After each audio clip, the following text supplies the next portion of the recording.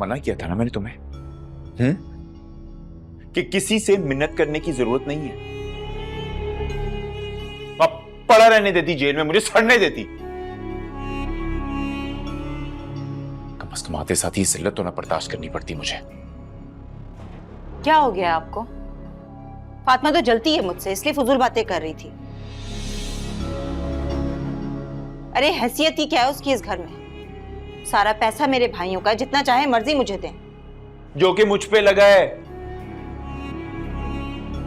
और अपने शौहर की कमाई किसी और पे लगता देख, उसका पूरा हक है कि वो एहतजाज करे, सवाल करे।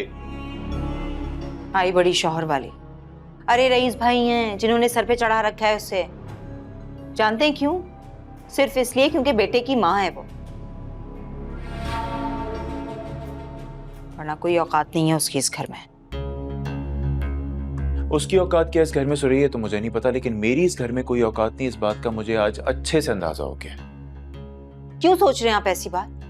रईस भाई कितनी अहमियत देते हैं आपको, और अम्मी बेटे से कम नहीं समझती हैं आपको। तुम समझ क्यों नहीं रही हो सुरैया? आज फातिमा ने कहा है ना, तो कल को कोई और भी उठ के कह सकता है। नोमान क्यों इस बात को इतनी अहमियत दे रहे हैं? इतनी छोटी सी तो बात है। देखो मैं तुम अभी भाई,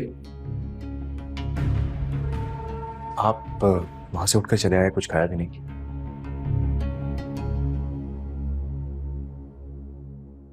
आपकी बीवी की बातों से पेट भर गया हमारा। मैं माफी चाहता हूं, और ये भी शर्मिंदा है, इसके बस मुंह से निकल गया।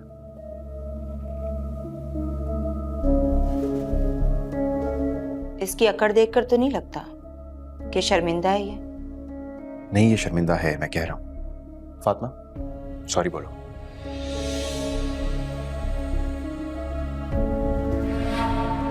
सही से माफी मांगना, मेरा शौहर है। फातिमा अरे नहीं नहीं, इसकी कोई जरूरत नहीं है।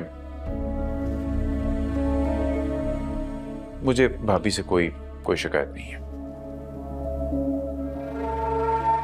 नहीं नहीं, सुन लिया आपने?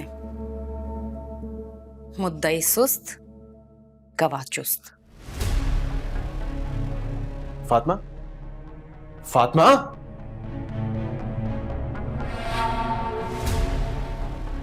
क्या जरूरत थी आपको? मांगने देते ना माफी।